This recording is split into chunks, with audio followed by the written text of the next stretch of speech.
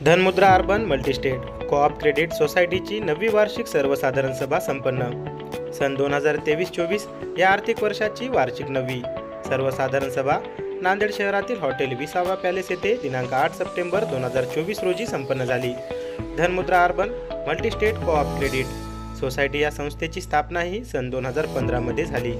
सामाजिक जाणीवेतून काम करीत असताना संस्थेची प्रगती सुरुवातीला संत होती, परंतु नंतर जानेवारी 2021 पासून संस्थेने गरुड झेप घेतली।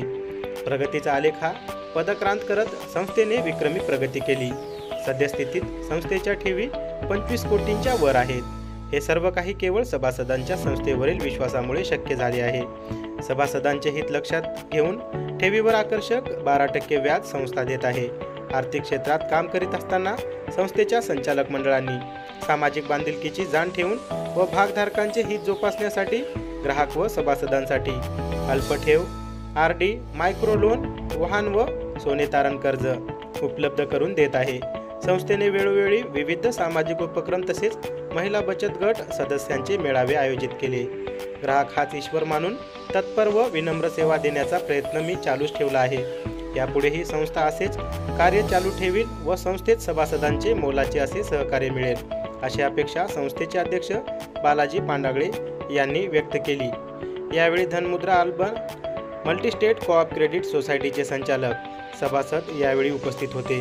धनमुद्रा अर्बन मल्टीस्टेट कोऑप क्रेडिट सोसायटीच्या 9व्या वार्षिक सर्वसाधारण सभेची सांगताही राष्ट्रगीताने करण्यात आली।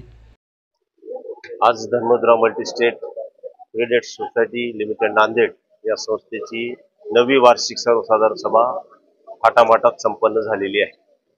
आज जवळपास आमची ही सर्वसाधारण सभा चालू असताना, ही संस्था कार्यरत असताना प्रगतीचा आलेख जो आहे आमचा जवळपास 150% प्रगतीचा अहवाल।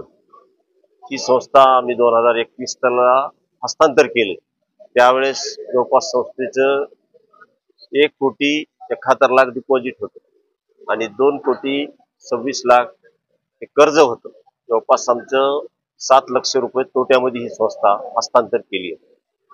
जवळपास ही 21 ते आज 23-24 ची ही हा जो काही प्रगतीचा रेशो आहे, आज आमचं ठेवी जवळपास 25 कोटी रुपये ठेवी आहे आणि कर्ज वाटप आमचं 22 कोटी रुपये आहे।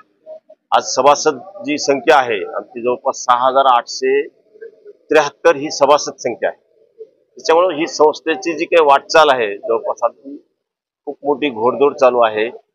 संस्थेला जे काही ठेवीदार आहेत त्यांना आम्ही 12% व्याजानं ठेवी त्यांच्या घेतोय आणि त्यांना मंथली व्याज हे आम्ही त्यांच्या अकाउंटला जमा करतोय। ही मोबाईल बँकिंग सुविधा आहे, ऑनलाईन त्यांना ट्रान्झॅक्शन पण आहे आमच्याकडं।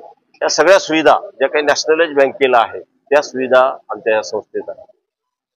एवढंच या प्रसंगी आपल्याला सांगू इच्छितो। आम्ही आमच्या सर्व संचालक मंडळांच्या मार्गदर्शनाखाली आणि सर्वांच्या सभासदांचा विश्वास, कर्मचाऱ्यांचं योगदान यामुळे ही संस्थेची प्रगती आहे। या प्रसंगी मी सर्व सभासदांना, कर्मचाऱ्यांना शुभेच्छा देतो। एवढंच या प्रसंगी सांगतो। धन्यवाद।